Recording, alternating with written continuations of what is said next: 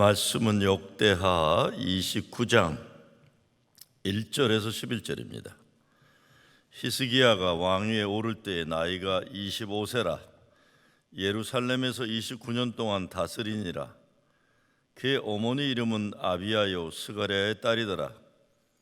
히스기야가 그의 조상 다윗의 모든 행실과 같이 여호와 보시기에 정직하게 행하여 첫째 해 첫째 달에 여호와의 전 문들을 열고 수리하고 제사장들과 레위 사람들을 동쪽 광장에 모으고 그들에게 이르되 레위 사람들아 내 말을 들으라. 이제 너희는 성결하게 하고 또 너희 조상들의 하나님 여호와의 전을 성결하게 하여 그 더러운 것을 성소에서 없애라. 우리 조상들이 범죄하여 우리 하나님 여호와 보시기에 악을 행하여 하나님을 버리고 얼굴을 돌려 여호와의 성소를 등지고 또 낭실문을 닫으며 등불을 끄고 성소에서 분향하지 아니하며 이스라엘 하나님께 번제를 드리지 아니하므로 여호와께서 유다와 예루살렘에 진노하시고 내버리사 두려움과 놀람과 비웃음거리가 되게 하신 것을 너희가 똑똑히 보는 바라. 이로 말미암아 우리의 조상들이 칼에 엎드러지며 우리 자녀와 아내들이 사로잡혔느니라. 이제 이스라엘 하나님 여호와와 더불어 언약을 세우고 맹렬한 노를 우리에게서 떠나게 할 마음이 내게 있노니 내 아들들아 이제는 게으르지 말라. 여호와께서 이미 너희를 택하사 그들 앞에 서서 그 앞에 서서 수종드로 그를 섬기며 분향하게 하셨느니라. 오늘 말씀은 남유다의 13번째 왕인 히스기야에 대한 말씀입니다. 근데 히스기야에 대해서 1절과 2절에서 이렇게 증가합니다. 히스기야가 왕위에 오를 때 나이가 25세라. 예루살렘에서 29년 동안 다스리니라. 그의 어머니 이름은 아비야요 스가랴의 딸이더라.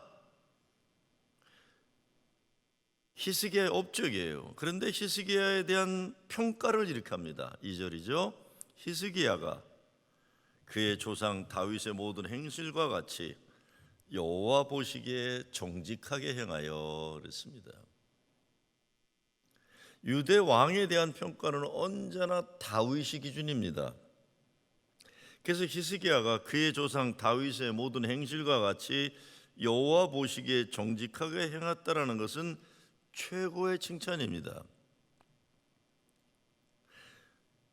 그 조상 다윗처럼 큰 일을 했다. 적군들을 다 물리쳤다. 성전을 아주 잘 졌다. 백성들을 잘 살게 했다. 이런 평가가 아닙니다. 그런 평가가 아니에요. 여호와 보시기에 정직하게 행했다. 이렇게 참 중요한 것 같습니다. 참 중요한 것 같아요. 역대기에서 여러 왕들의 평가 중에서 다윗의 행실과 같이 다윗의 길로 걸으며라는 평가를 들었던 두 사람은 딱 두 명입니다. 히스기야와 요시야 왕이에요. 히스기야가 어떻게 이런 칭찬을 받게 됩니까? 첫째 3절에 보면 첫째 해 첫째 달에 여호와의 전 문들을 열고 수리하고 그랬습니다. 왕위에 오른 히스기야가 가장 먼저 왕이 되고 한 일은 여호와의 성전의 문을 열고 수리를 한 거예요. 여호와의 성전문을 열었다는 것은 그동안 닫혀 있었다 이런 거죠. 닫혀 있었다. 수리를 하였다는 것은 성전이 망가져 있었지만 방치가 되어 있었다는 의미입니다. 요시야도 딴 게 아니죠. 창고 속에서 성경 말씀을 찾아내는 종교개혁이 시작인 거예요. 감춰져 있는 없는 게 아니에요. 교회에 없는 게 아닙니다. 말씀이 창고 속에 감춰져 있었다는 거예요. 없는 게 아닙니다. 기도가 지하실에 그냥 숨겨져 있었다는 거예요. 교회에도. 근데 히스기야가 성전문을 열었다.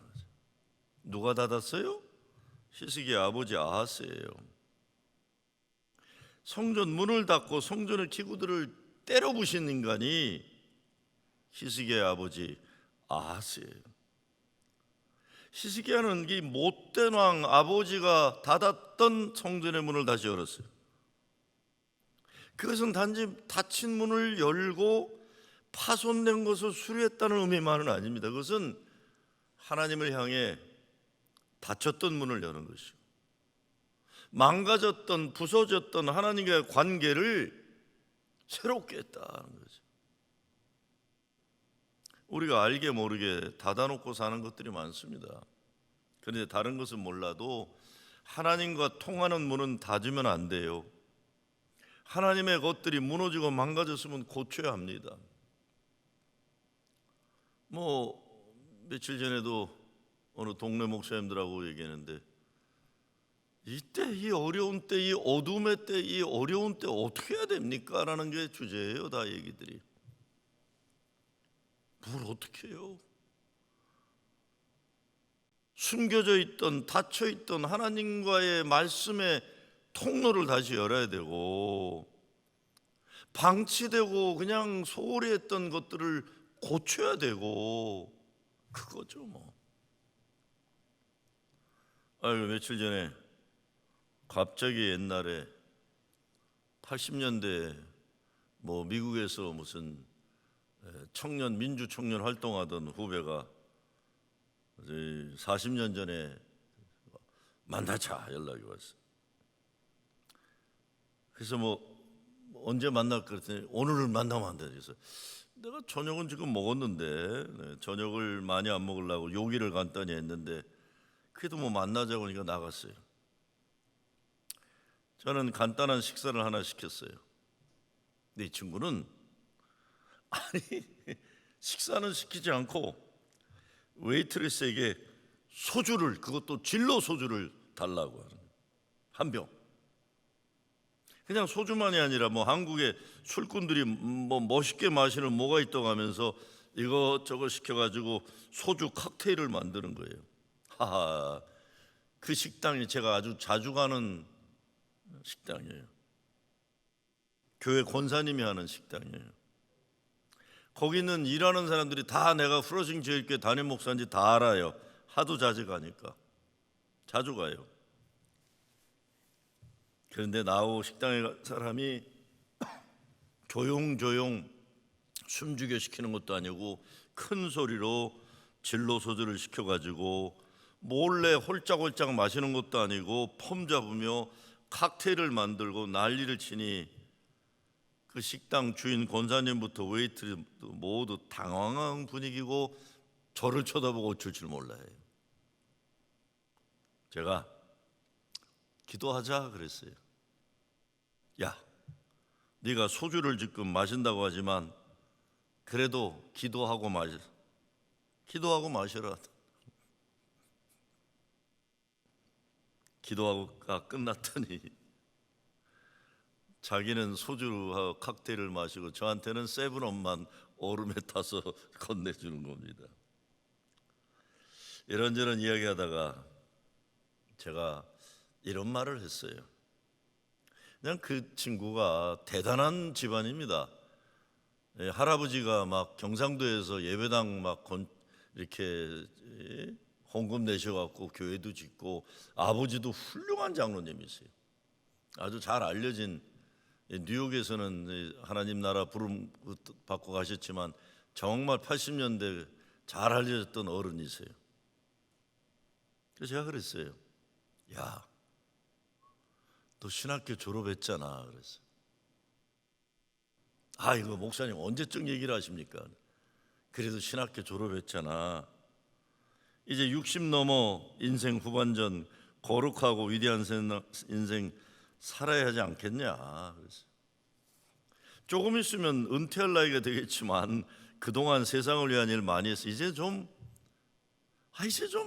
처음에 부름받았던 그거 하면 안 되겠냐. 그래서 난 항상 아까웠다 그랬어요. 정말 하나님이 함께 하셨다고 저는 생각해요. 그 친구 부인이 저한테 이렇게 얘기해요. 목사님, 사실 저도 이 사람이 그랬으면 좋겠어요. 제가 그걸 기대하고 얘기한 건 아닌데 그렇잖아요. 제가 성지순례 갔다 온 게 바로 며칠 전인데, 성지순례 갔다 온 프로징절교 담임 목사고 교회 코앞에 있는 이 식당에서 저하고 같이 간 사람이 이 소주 칵테일로 잔치를 하려고 그러니 얼마나 민망한 사이니까 제가 왜 이러나 그러고 한마디 한 거예요. 그런데 정말 저런 능력이 있는 사람이니까 교회를 위해 좀 일해줬으면 좋겠다 기대하고 한마디 했는데 부부의 반응이 너무 긍정적인 거예요. 목사님, 사실 저도 나이 60 먹고 보니까 내가 인생 뭐 해야 되는가 이런 생각을 했는데 제가 깜짝 놀랐어요. 야, 하나님이 이날 이 만남을 예비하셨구나 생각한 거예요. 그날 집에 와서 곰곰이 생각해 보니 사람들은 모두 하나님과 연결되는 통로가 열리기를 심령의 속사람은 바라고 있다는 걸 저는 생각했어요. 겉으로는 아닌 거겠죠. 누가 감히 프로징제일교회 담임 목사 앞에서 교회 앞 동네 식당에서 소주병을 흔들어 까는 칵테일을 만들어 마셔요. 다른 것 아닙니다. 하나님과 다시 만나고 싶은 마음이 그렇게 삐딱하게 나온 거예요. 삐딱하게. 나는 그 부부가 제가 그냥 얘기한 거에 그렇게 긍정적으로 답하면서 깜짝 놀라면서 하나님께 감사했어요. 그냥 예배부터 다시 시작해라. 여러분, 그런 거 아세요? 예배 오랫동안 안 나오면 그냥 안 나오게 되는 거예요, 사람들이요. 옛날엔 목사 되겠다고 신학교 갔던 사람들도 그렇게 되는 일이 얼마나 많겠어요. 한 번 안 가기 시작하고 교회에 이 문제 보고 세상 돌아가는 거 꼴보기 싫고 목사들 하는 짓 보면 한심하고 그럼 점점 교회에서 멀어지는 거죠. 근데 저는 하나님께 감사했어요. 이거 소주면 뭐고 어쩌고 맥주면 뭐 어때요? 예수 다시 믿게 하는 길이 열리면 되는 거지. 그래서 이 친구가 나한테 그랬구나 생각도 들어요. 왜 날 만나자고 하겠어? 난 목사인데. 다친 것이 열려야 합니다. 다친 것이. 망가진 것은 고쳐져야 됩니다. 무엇보다 하나님과의 관계에서. 다니엘이 사자굴에 던져질 지경에 이르렀을 때 다니엘 6장 10절에 보면 다니엘이 죽음을 앞두고 이렇게 했다는 내용이 나와요. 다니엘이 윗방에 올라가 예루살렘으로 향한 창문을 열고 전에 하던 대로 하루 3번씩 무릎을 꿇고 기도하며 그의 하나님께 감사했더라. 예루살렘으로 향한 창문을 열고, 예루살렘은 성전이죠. 하나님 계신 곳. 무릎을 꿇고 기도를 드렸다.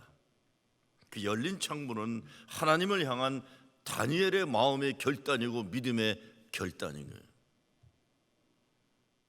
그 다음에 뭐합니까? 히스기야 왕이 4, 5절에 보면 제사장들과 레위 사람들을 동쪽 광장에 모으고 그들에게 이르되 레위 사람들아 내 말을 들으라.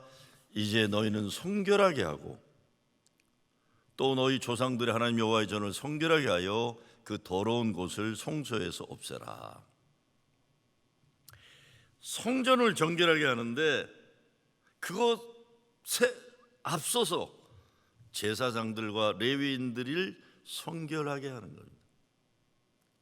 건물로서의 성전을 성결하게 하는 일보다 성전에서 일하는 제사장들과 레위인들이 정결하게 되는 거다. 야곱이 세상적으로 성공하게 된 다음에 집안에 이런저런 문제가 막 터지잖아요. 갑자기 걷잡을 수 없이 문제가 막 터지게 되니까 야곱이 한 게 뭡니까? 아이고 이거 정신이 번쩍나. 그래서 온 가족을 정결하게 하고 하나님과 광야에서 11조의 약속을 맺었던 베델의 약속의 땅으로 돌아가자 결단하는 겁니다. 베델로 돌아가기 전에 온 가족을 정결케 하였다. 더러운 것을 성소에서 없앴다는 의미는 이전에 행했던 우상 숭배의 것들을 다 버린다는 겁니다. 하나님의 축복의 가정 되기 위해서나 정말 주님이 함께 하시는 교회다운 교회 되기 위해서 하나님과 관계없는 우상의 것들을 버리고 없애야 된다, 이것이죠.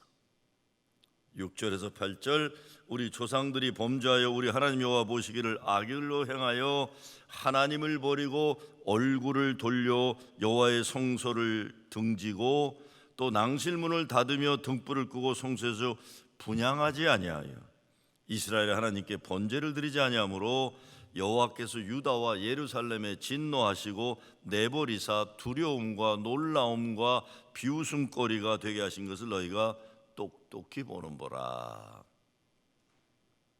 하나님이 그 백성이 하나님을 외면하니 하나님이 버렸다는 거예요. 그래서 두려움과 놀람과 비웃음의 망신살이에 사는 거예요. 특별히 히스기야의 아버지 아하스 때에 하나님을 버리고 얼굴을 돌렸을 때에 이방 나라들이 아주 우습게 여기고 공격해서 수치스러운 패배를 당하게 합니다. 하나님으로부터 버림받았다. 왜? 하나님을 소홀히 하고 하나님의 것을 외면하니까요. 히스기야 왕의 명령하니까 레위 지파 사람들은 성전으로 들어가서 하나님의 말씀대로 성전을 정결하게 했다고 오늘 말씀하고 있습니다. 요즘 교회들, 교단들 난리예요. 무너졌습니다. 망가졌습니다. 회복이 불가능이라고도 말합니다. 만나면 한숨 쓰고 부정적인 얘기가 극대화되어 있어요. 다른 것 아닙니다. 하나님의 것들이 열려야 하는데 닫혀 있기 때문입니다. 고쳐야 하는데 망가져 있는 대로 방치하고 있기 때문입니다. 뭘? 하나님의 것을 다시 열어야 되는데 왜 인간들이 뭘 잘하려고 몸부림치고 허망한 정치들 하려고 그러고 꼼수 부리고 악한 짓들을 일삼고, 이게 망하는 첩경이죠. 회복과 부흥의 길은 오직 말씀과 기도로 다시 세우는 겁니다. 있어요. 있는데 어디 보이지 않는 먼지더미에 그냥 던져놓은 거예요. 말씀과 기도 생활이. 하나님의 말씀이 열려야 하고 기도의 채널이 열려야 하는 거죠. 오늘 히스기야가 성전문을 다시 연 오늘 이 말씀처럼 우리들의 교회에 하나님의 것들이 활짝 열려서 다시 회복과 부흥의 큰 역사가 일어나기를 주의 이름으로 축원합니다. 주님 감사합니다. 활짝 열리게 하여 주시옵소서. 말씀의 것들이 활짝 열리고 기도의 문이 활짝 열리고 찬양이 활짝 열리고 사랑과 은혜가 활짝 열리고 전도와 선교의 문이 활짝 열리게 하여 주시옵소서. 우리가 헛되고 부질없는 세상의 것들에 관심 가지고 허겁지겁 욕심 부리지 않게 하시고 오직 주님의 것들로 목마름에 사모하게 하여 주시옵소서. 예수 그리스도의 이름으로 기도드리옵나이다. 아멘.